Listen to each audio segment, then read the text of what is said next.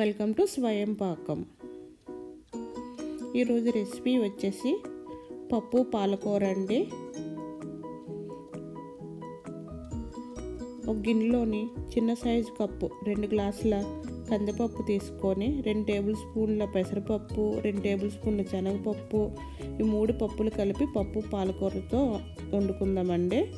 ఈ పప్పునంతా 1 గంట పాటు వాటర్ వేసుకొని నానబెట్టుకోవాలండి. గంట తర్వాత ఈ పప్పులన్నిటిని కడుక్కొని కుక్కర్లో వేసుకోవాలండి. కుక్కర్లో ఒక చిన్న ఉల్లిపాయ, ఒక పచ్చిమిర్చి, చిన్న అల్లం తరుగు, ఒక 5-6 రెబ్బల వెల్లుల్లి తరుగు వేసుకోవాలి. దానికి సరిపడినంత వాటర్ వేసుకొని 1/2 టీ స్పూన్ పసుపు వేసుకొని స్టవ్ మీద పెట్టుకోవాలండి. ఒక 5-6 విజిల్ ఇచ్చిన తర్వాత స్టవ్ ఆఫ్ చేసుకొని ప్రెషర్ అంతా పోయాక మూత ఓపెన్ చేసి చూస్తే పప్పు అంతా బాగా ఉడికిపోయి ఉంటుందండి.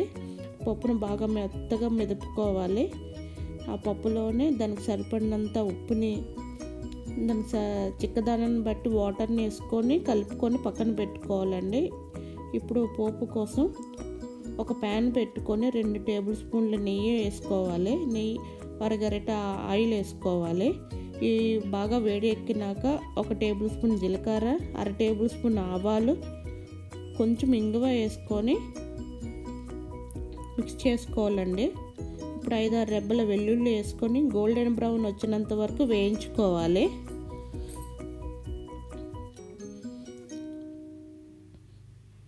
గోల్డెన్ బ్రౌన్ వచ్చాక ఇప్పుడు ఒక పెద్ద సైజు ఉల్లిపాయను సన్నగా కట్ చేసుకొని వేసుకోవాలి. అలాగే 4 ఎండుమిర్చి, 1 ఇంచు అల్లం తరుగుని సన్నగా కట్ చేసుకొని వేసుకోవాలి.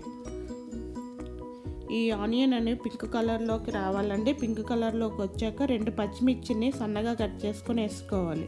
ఈ పచ్చిమిర్చిని 1 నిమిషం పాటు వేయించుకున్నాక ఒక పెద్ద సైజు టమాటాని తీసుకొని సన్నగా కట్ చేసుకొని వేసుకోవాలి.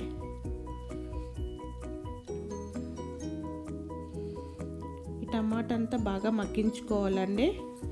ఈ టమాటాని 5 నిమిషాల తర్వాత మగ్గించుకుంటే దగ్గర పడిపోతుంది. ఇప్పుడు 1/2 టీ స్పూన్ పసుపు, 1/2 టీ స్పూన్ ధనియాల పొడి, 1/2 టీ స్పూన్ కారం, 1/2 టీ స్పూన్ మసాలా పొడి వేసుకొని బాగా మిక్స్ చేసుకోవాలి.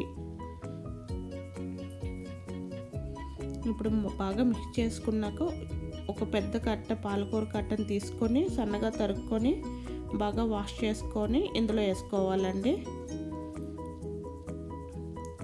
ఇప్పుడు పాలకూర పచ్చివాసన పోయినంత వరకు మగ్గించుకోవాలి.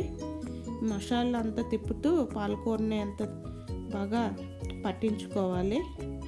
ఇప్పుడు 5 నిమిషాలు మూత పెట్టుకొని పాలకూరని అంతా మగ్గించుకోవాలండి. 5 నిమిషాల తర్వాత చూస్తే పాలకూర అంతా మగ్గిపోతూ ఉంటుంది.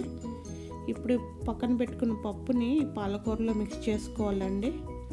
ఈ పప్పు అంతా పాలకూర పోపు అంతా కలిసేటట్టు పప్పును బాగా తిప్పుకొని కలయబెట్టుకోవాలి.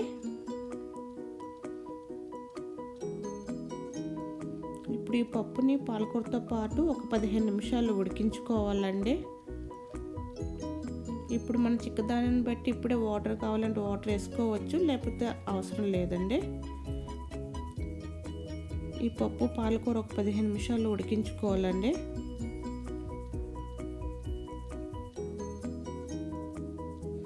ఒక 15 నిమిషాల తర్వాత ఇలా ఉడుకుతుంది. లాస్ట్లో రుచి తగ్గట్టు ఉప్పుని, సరిపోతే ఉప్పుని అడ్జస్ట్ చేసుకోవాలండి. అలాగే కారాన్ని సరిపోతే కారం కూడా వేసుకోవచ్చు. ఈ స్టేజ్లోనే ఇలా ఉడికిపోయిన తర్వాత స్టవ్ ఆఫ్ చేసుకోవాలండి.